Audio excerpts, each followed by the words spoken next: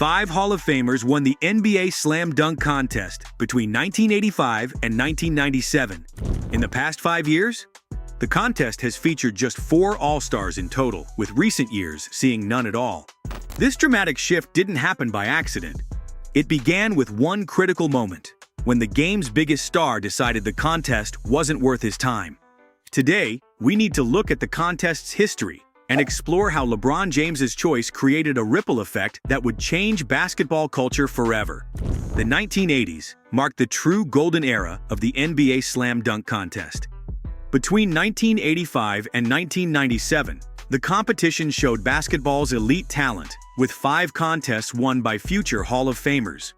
During this period, stars didn't just participate, they competed with a fierce determination to make history. Michael Jordan entered the contest 3 times.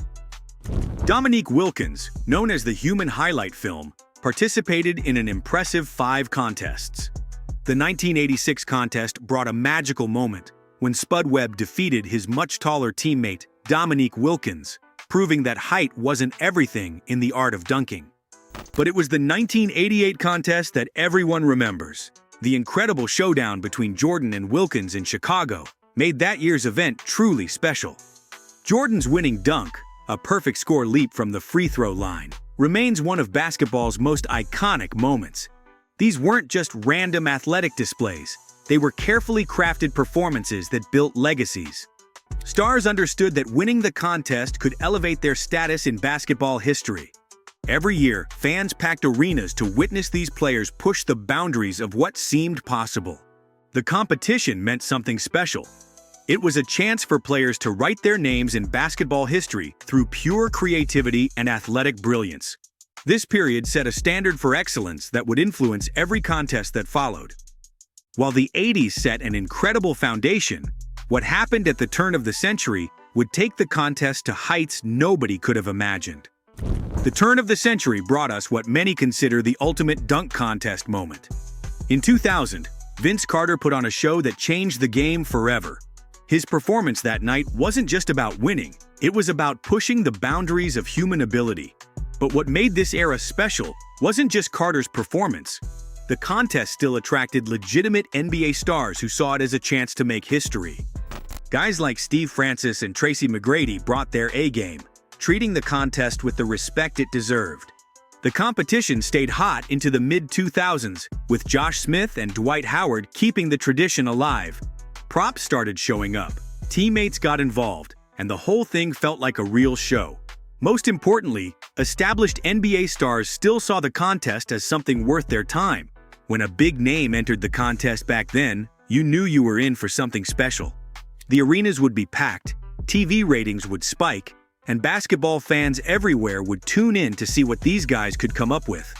Just as the contest was reaching new heights and seemed unstoppable, a decision by one of basketball's biggest stars would change everything. LeBron James in the dunk contest is one of basketball's biggest what-if stories. Here's a guy who could jump out of the gym, who gave us highlight reel dunks in actual games, but chose to never compete in the contest. His reasons seemed fair enough at first. He kept saying it was never a personal goal, and that he wanted to focus on winning championships and MVP awards. The NBA knew how huge it would be to get LeBron in the contest, so they went all out. They tried to set up a dream contest with LeBron, Vince Carter, Kobe Bryant, and Tracy McGrady, offering $1 million prize to the winner. Even Magic Johnson stepped up, saying he'd put up $1 million of his own money to see LeBron compete or for someone to beat him. But none of that money talk worked. By 2015, LeBron was telling Dwyane Wade that the contest just wasn't his thing, saying he preferred to save his dunks for real games. Later on, though, he admitted he was kind of mad at himself for never doing it, saying it would have been great. His friend and agent Rich Paul eventually explained that as LeBron focused more on taking care of his body for the long NBA season, he lost interest in doing exhibition events. It might have been just a personal choice, but it ended up changing how future stars would look at the contest. What LeBron decided didn't just affect his own legacy, it changed how the whole contest worked. Stephen A. Smith has also stated that LeBron James is directly responsible for ruining the NBA Slam Dunk Contest. Smith believes LeBron's refusal to participate in the event has led to its decline and argues that James set a standard that the contest wasn't important enough for superstars. Smith highlighted that the top-notch in-game dunkers used to want to participate in the contest until James declined, opting instead to perform impressive dunks during pre-game warm-ups. The numbers back this up too.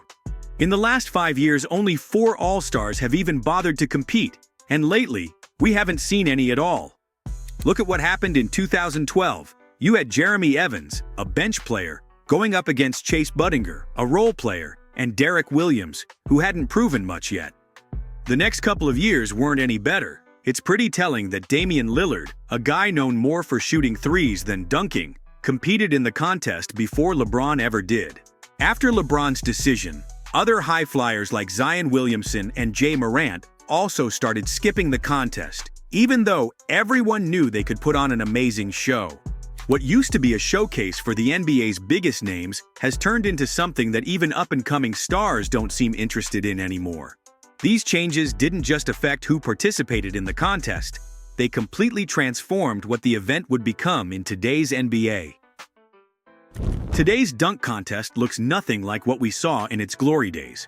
Instead of watching the NBA's biggest stars throw down, we're seeing G League players and guys who barely get playing time in regular games. Don't get me wrong, these players can definitely dunk. Just look at what Mac McClung did recently. But it's just different when you don't have the star power behind it. The whole focus has shifted. Instead of seeing the game's best players showing what they can do, we're watching lesser-known guys trying to outdo each other with increasingly complicated dunks. It's gotten so different that the three-point contest is now the main event of All-Star Weekend. Today's stars seem to think the dunk contest is more of a risk than an opportunity.